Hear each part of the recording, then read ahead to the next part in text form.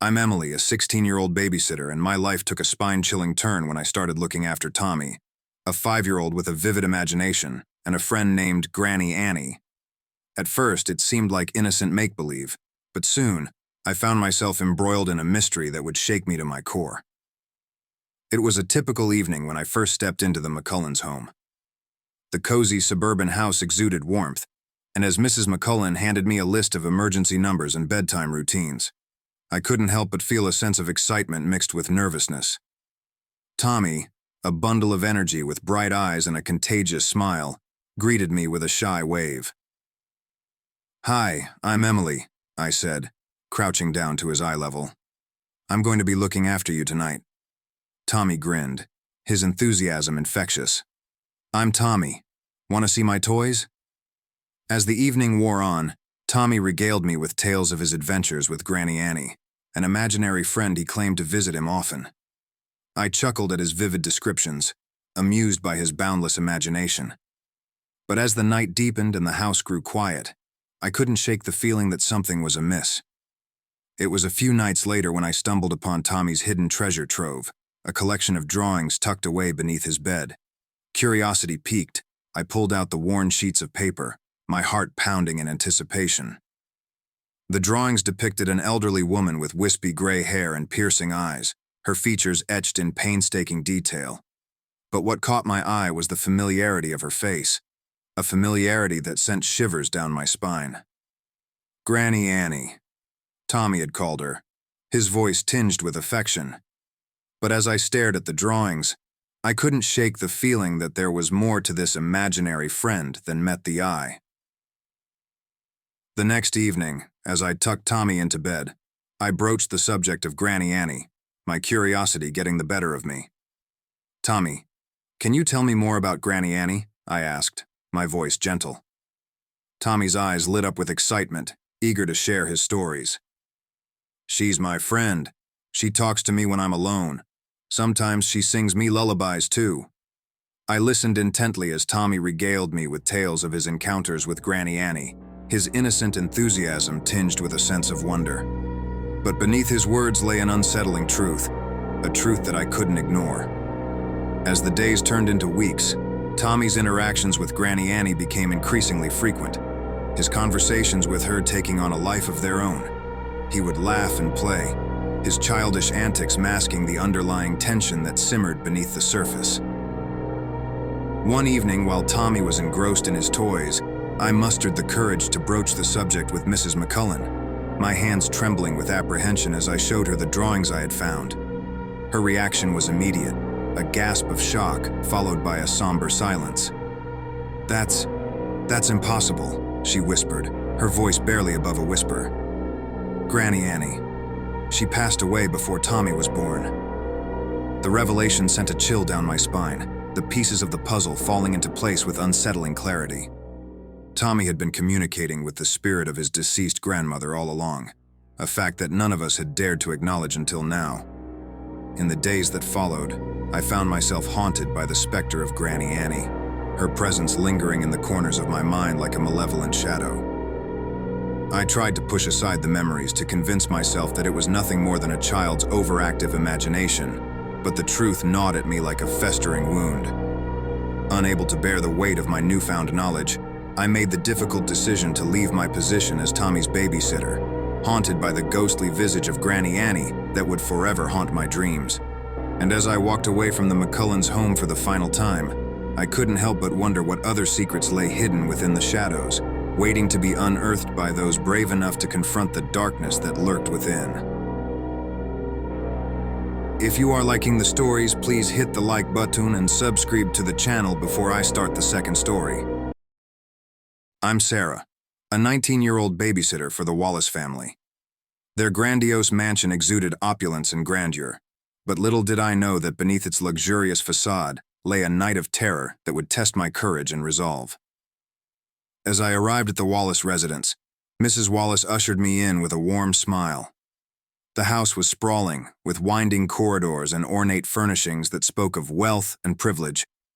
The children, Timmy and Emily, greeted me eagerly, their faces alight with excitement at the prospect of an evening of fun.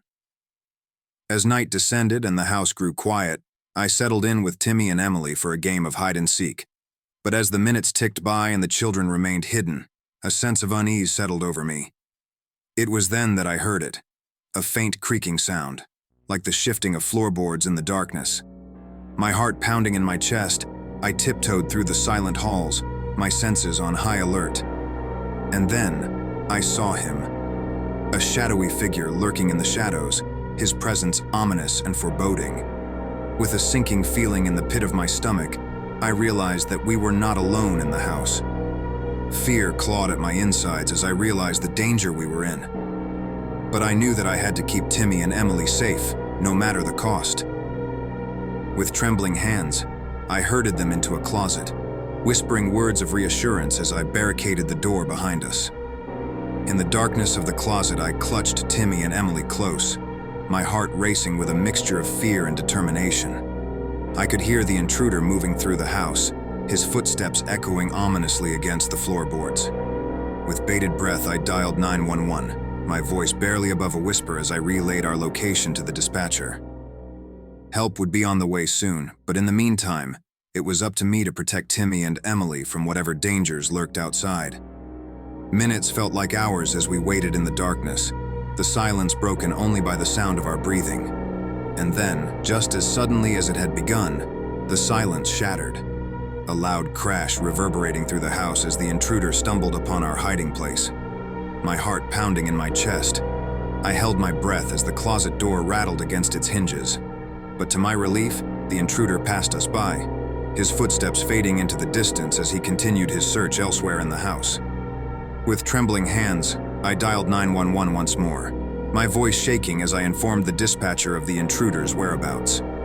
Within moments, the sound of sirens filled the air, the cavalry arriving just in time to apprehend the intruder before he could do any harm. As the police led the intruder away in handcuffs, a wave of relief washed over me, the tension draining from my body like water from a faucet. Timmy and Emily clung to me tightly, their faces pale with fear, but alive with gratitude. In the days that followed, the events of that night weighed heavily on my mind, the memory of the intruder's menacing presence lingering like a shadow in the corners of my consciousness. But through it all, I knew that I had done what needed to be done. I had kept Timmy and Emily safe, no matter the cost. I'm Laura, a mother to Lily, my 6-year-old daughter. One chilly evening, my husband and I decided to attend a long overdue dinner party, leaving Lily under the care of our regular babysitter, Sarah. Everything seemed normal as we exchanged pleasantries with Sarah and gave her instructions for Lily's bedtime routine. As my husband and I left for the party, I couldn't shake a small flicker of worry in the back of my mind.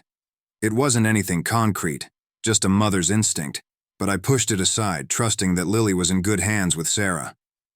Hours passed, and as the night wore on, my husband and I found ourselves enjoying the company of our friends, the worries of the evening slipping away. But as the clock struck midnight and we returned home, a sense of unease settled over me like a heavy blanket. Entering the house, we found Lily sitting quietly in the living room, her eyes wide with surprise as she looked up at us.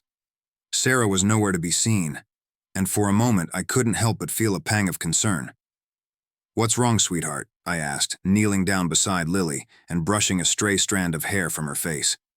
Lily hesitated for a moment before speaking, her voice barely above a whisper. "Sarah, she left a while ago." My heart skipped a beat as I processed Lily's words. Where could Sarah have gone without letting us know? And why had she left Lily alone in the house? Rising to my feet, I glanced around the room, my eyes scanning the familiar surroundings for any signs of trouble. Everything seemed normal. The fireplace crackled softly, casting flickering shadows across the room, and the house was filled with a comforting silence. But as I made my way through the house, a nagging feeling of unease tugged at the edges of my consciousness. Something wasn't right, and I couldn't shake the feeling that we were missing a piece of the puzzle. Turning to Lily, I asked her to recount what had happened while we were gone. Her words came out in a rush, her voice trembling with uncertainty as she described Sarah's sudden departure and the strange noises she had heard in the house. Fear gripped my heart as I listened to Lily's account, my mind racing with possibilities. Had something happened to Sarah? And if so, what danger could that pose to Lily and our family? With a sense of urgency, I dialed 911, my hands trembling as I relayed our address to the dispatcher. Help would be on the way soon, but in the meantime, I couldn't shake the feeling of dread that lingered in the air.